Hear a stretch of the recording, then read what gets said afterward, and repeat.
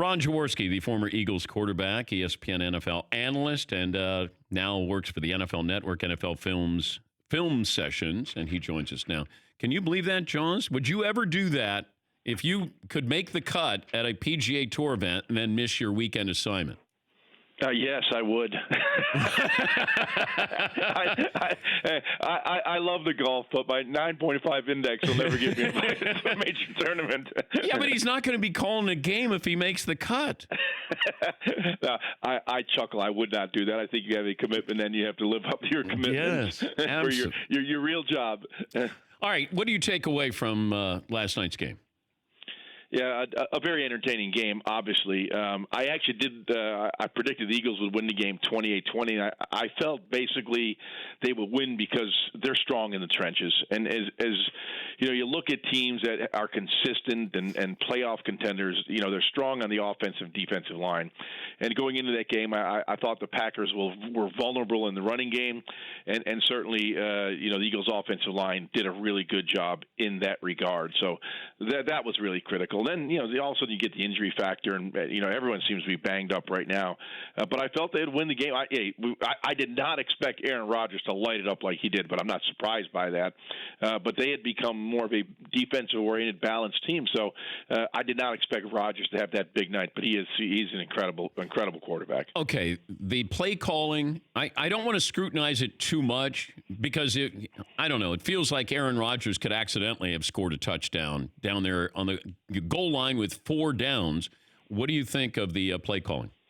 Yeah, I think what happened is, you know, Matt LaFleur gave up on the running game. They were not running the football. I mean, when Aaron Rodgers is your leading rusher and they're not running the ball worth a lick. So I have no problem with putting the ball in a future Hall of Famer and Aaron Rodgers. But then you now have a depleted receiving core as well, which makes it even tougher. But it just goes to show you, you know, it's not how many times you run the football.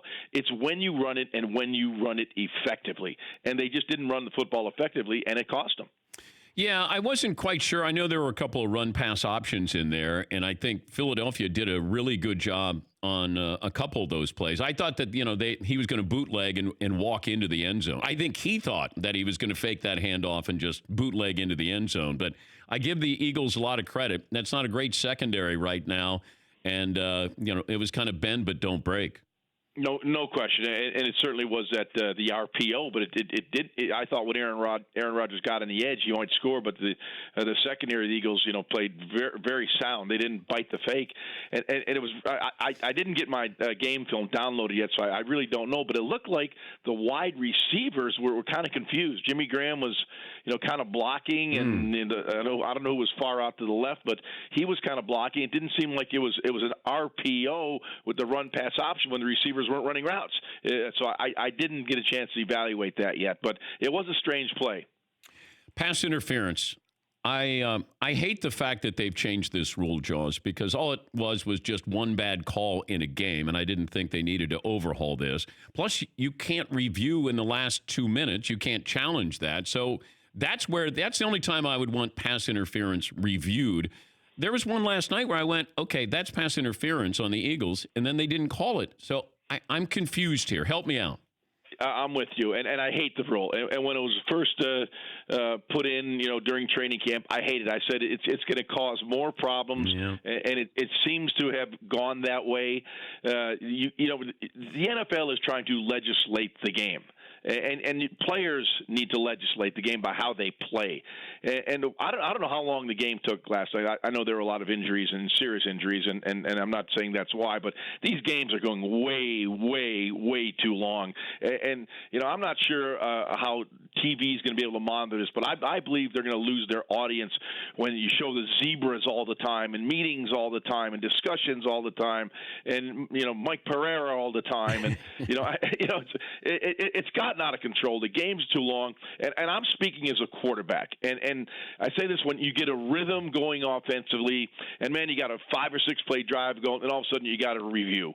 You know, it breaks your momentum. You know, you stand around for 5, 7, sometimes 10 minutes while these guys are reviewing the plays. It really slows down the tempo of the game. And you know, last night I'm sitting and watching as a fan on a chair, you know, and all of a sudden, you know, you're watching the game, and all of a sudden, review, and it clearly looked like pass interference. I'm saying, okay, that's going to be a penalty. Yeah. Well, it wasn't a penalty. Then there was one later on Alshon Jeffrey. Could you have called that? Yeah, you could have called it. And I agree with what Aikman and Joe Buck were saying. At least they were consistent. That is good. At least they're consistently bad.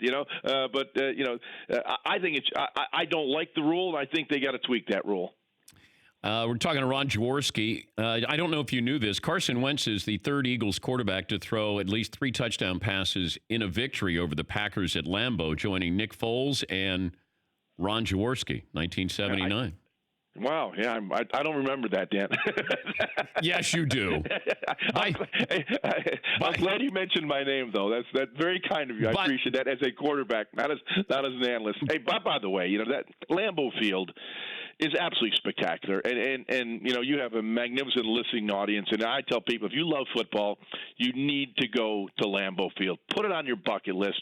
It is a great venue. The fans are fantastic, and it's just a great place to play football in that community.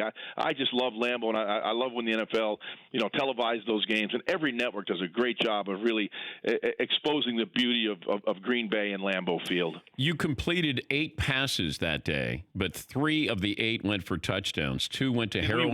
Did we win? That's all I need to know. Yes, you did. Yes.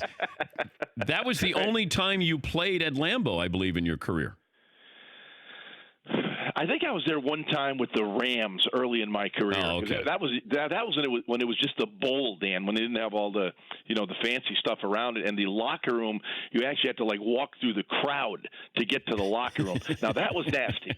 That was I don't know if you remember old Tulane Stadium in New Orleans. Yes. I mean, they had concessionaires with beer kegs strapped on their backs, at that stadium, and the people were whacked. They were wasted, and you'd have to walk from the locker room through these fans. That was football. And I brought this up. I don't know if it was last week or this week, but where did all the great nicknames go? You were the Polish Rifle.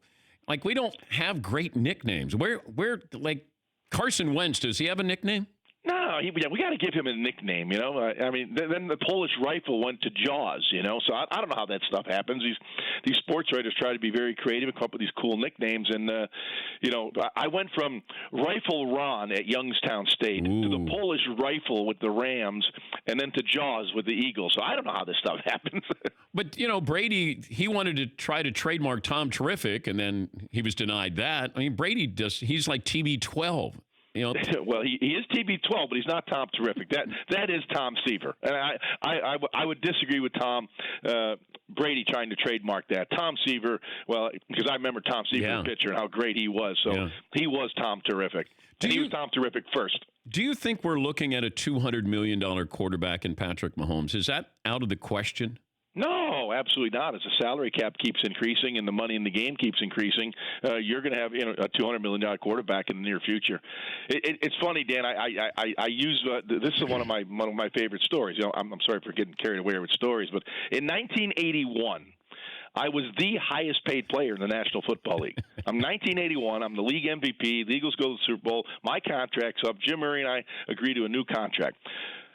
Highest paid player in the league. $400,000, 1981. What's that number? About $38 million now? I guess I missed the curve by about 30 or 40 years.